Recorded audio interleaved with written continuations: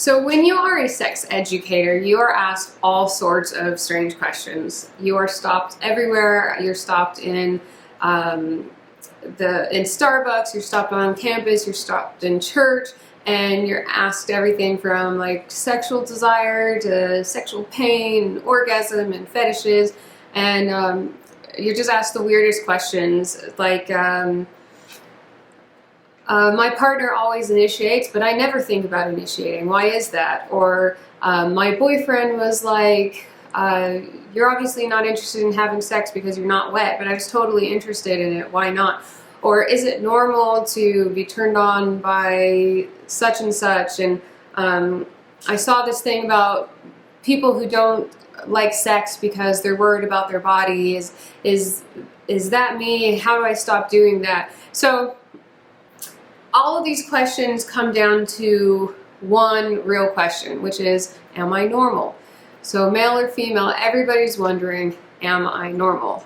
Is this focusing? Yes. Okay, get that out of the way. Yeah, we're good? Okay. And the answer, like I said in the introduction to this class, is yeah, you're normal. That's the short answer. But we're going to talk a lot more in this class about what is normal and what's the variety of answers that are out there. So why is it that in today's modern society, with all the information we have out there, sex on TV and the internet and, you know, documentaries about sex, why is it that we are still so confused about sexuality? Well, the truth is we've been lied to. Not deliberately, but our culture has kind of constructed this false story, this lie about sexuality. For a long time in Western science and medicine, we've sort of had this belief that sex is male and female sex is just male light. It's a version of male sex, but not as good. For instance, it was just sort of assumed that since men have orgasms that during penis and vagina sex, you know, regular intercourse, that women should also have orgasm with intercourse too. And if they don't, it's because they're broken. When in reality, only about 30% of women orgasm reliably during intercourse, and the rest of the 70% sometimes or even never have orgasm during intercourse, and many of them prefer you know, oral sex, clitoral stimulation, vibrators, breast stimulation. They orgasm with toe stimulation. I mean, there's all sorts of variety in female as well as male sex. However, this is more of a female thing where men do much more reliably. The majority of men reliably have orgasm with the penis and the vagina. So regular intercourse. See, that's the sort of cultural story that we have. That's regular intercourse. If it is orgasm in any other way, which is typical for female sex, then that's not regular intercourse. Sorry, turn your phones off, it's rude. Okay. So it's just assumed that because a man's genitals are behaving the way his mind is thinking, that women are the same way. And again, that's different. So we have this big gender divide where we have sex is set up as male sex and women's sex should be the same, and if it's not, then you're broken. A woman can be perfectly normal and perfectly healthy and have what's called genital arousal non-concordance, where their genitals are not in concordance, or they're not thinking the same as your mind is thinking. So your mind can be aroused and yet the vulva is completely dry. Or you can be totally turned on. Sorry, that's the same thing. So you can be totally turned on, but you're not getting wet. Or you can be totally turned off and you can actually be aroused. You can have, you know, your genitals can be wet, but they aren't matching your mental experience. So another thing is men experience spontaneous out of the blue sexual desire, and women should also want sex spontaneously, but that's not actually true either. So again, I'm going to be talking a lot in this course about how women and men are different, because I always am getting questions about why are women this way with sex, both from women and from men. So I think that's an important emphasis to have in this class, is what are the differences between men and women when it comes to sexuality. But there are similarities between men and women too, so keep that in mind. You know, men and women can both experience orgasm, desire, arousal, responsive desire, arousal, non-concordance. These are all things that we're going to be talking about in this class. You know, we both fantasize, men and women masturbate, men and women are both confused about sex. Sorry, I'm getting text during this from my mom, which is just like, okay. Yes, your dog is doing good. He got stung by a bee in between his fingers on his paw, and no, he's not. Hold on just 1 second. He's acting like it never happened.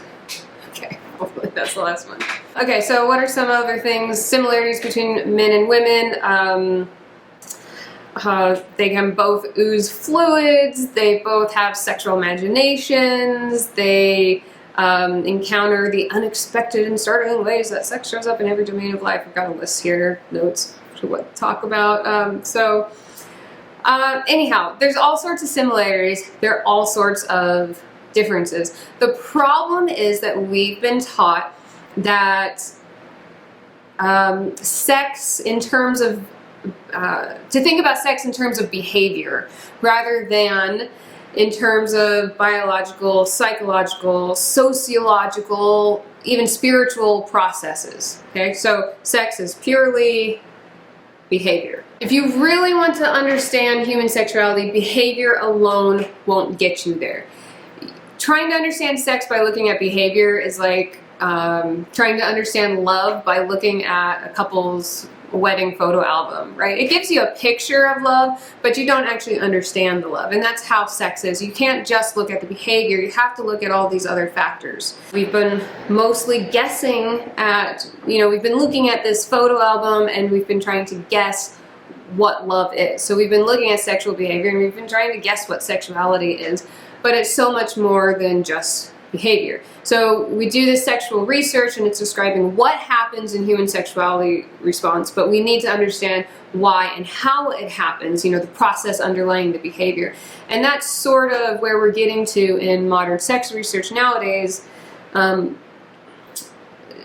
have, let's see, who are some of the sex researchers?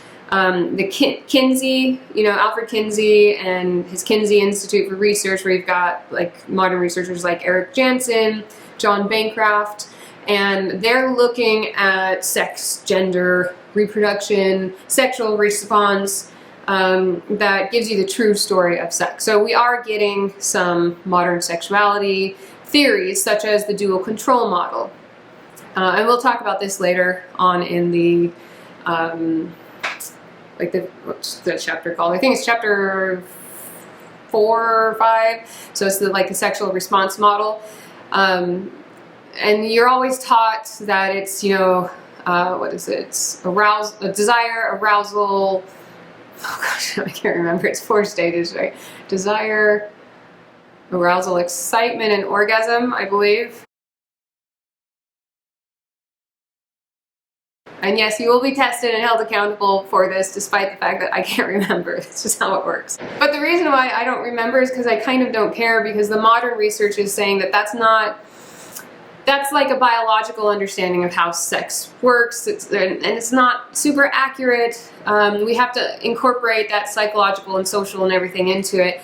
And so now we have what's called the dual control model, which we will get into later, but that's basically saying that the sexual response mechanism in our brain consists of both 2 parts, like a sexual accelerator and sexual brakes. So there's a part of us that desires, but there's also a separate part of the brain that puts the brakes on for sexuality. For instance, like if you're a woman and you're afraid of getting pregnant, okay, or you don't know the person you're having sex with and you're afraid, or maybe you're a virgin and even though you're super excited about having sex, you feel like maybe religiously like it's bad, you shouldn't be having sex, or at least you shouldn't be having sex outside of marriage, but whatever, there's things that put the brakes on your sexuality. Alright, so basically, sexual arousal, desire, orgasm, these are all universal experiences between men and women, different cultures, all time periods throughout history.